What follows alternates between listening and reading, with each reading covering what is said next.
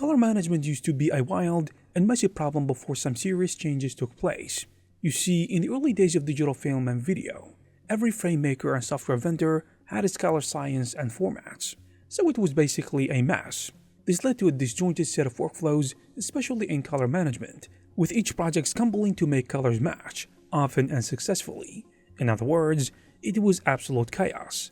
A single production could easily involve half a dozen different cameras and multiple post-production houses, each using different color pipelines and file formats, often with missing metadata, making consistent color almost nearly impossible.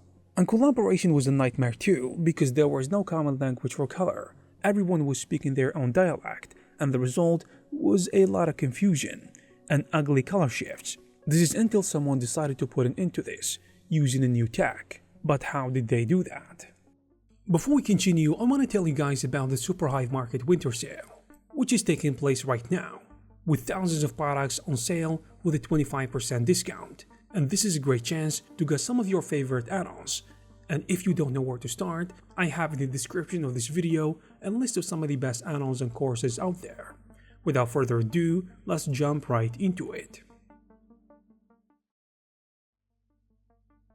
Everyone was doing their own thing until the grown-ups stepped in. The grown-ups in this case is the Academy of Motion Picture Arts and Sciences. So they eventually stepped in to restore order, and they began around 2004, when the Academy realized if nothing was done, the spread of digital cameras, codecs, and displays without standardization could lead to irreparable losses of digital films.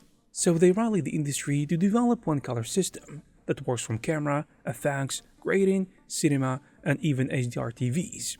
And the result was the Academy of Color Encoding System, or ACES, officially launched back in 2014, so it was a whole decade in the making. ACES is essentially free, open, and device-independent framework for color management that any artist or studio can use. And by the way, it is found in all major 3D software, including Blender, Maya, Max, Houdini, and so on. Think of it as a new universal language when it comes to color in production. So from the moment images are captured on set, through all the effects and editing, to the final theater on TVs, everything can speak ACES. This means one thing: it doesn't have to be a mess, because everyone sees color the same way throughout the whole process. You see, ACES wasn't a polite suggestion, it was more like an industry intervention. So by designing ACES to be open and free to implement, the Academy actually removed any excuses for studios to adopt it. Camera manufacturers and software developers all had input during this creation, ensuring their needs were met and covered. And as I said, each company had proprietary tech, but none of those could ever be adopted by everyone. As you can imagine, it is almost impossible. So ACES basically said, we are all in this together. So major studios and even streaming giants jumped on board, because the universal standard makes everyone's life easier by unifying color science across all the board.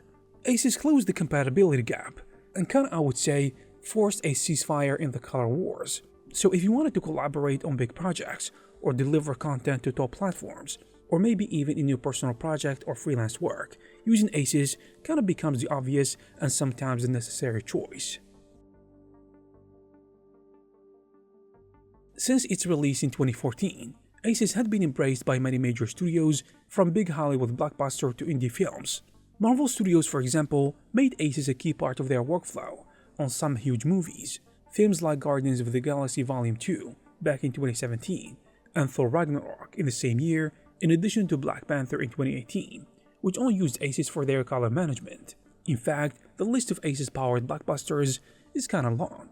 You see, Marvel's adoption meant that across their cinematic universe, the visuals from different cameras and numerous effects houses could be brought into the same color space, and they were able to do this seamlessly. And by the way, it is not just Marvel. Many other studios have jumped on board too. By late 2010s, dozens of Hollywood blockbusters had been finished using ACES, and the system was making its way into high-end TV series too, in addition to animated features, and even small independent films. As I said. Major production houses like Technicolor was one of the early adopters, who were involved in ACES development and integrated it into their pipelines early on. One of ACES's key tricks is that it is scene referred rather than being display referred. I mean by this, it works with colors as they were in the actual scene, not as they appear in a specific screen. In other words, images in ACES are stored in terms of the real-world light values captured by the camera before any baked-in look or maybe any corrections in a very wide color gamut. So you don't actually view the raw ACES image directly, I mean on a normal display.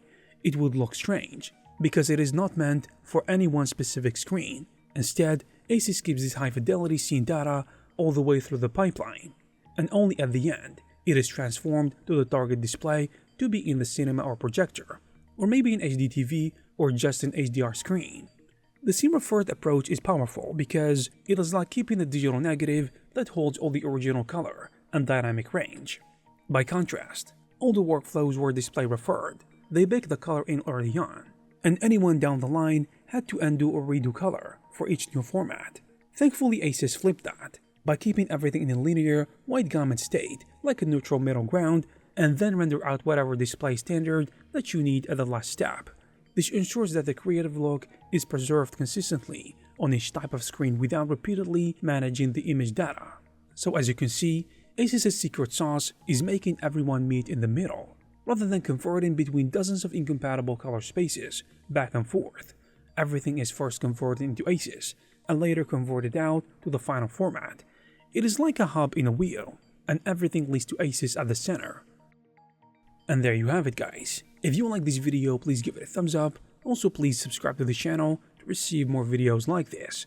Thank you very much for watching, and I will see you in the next one.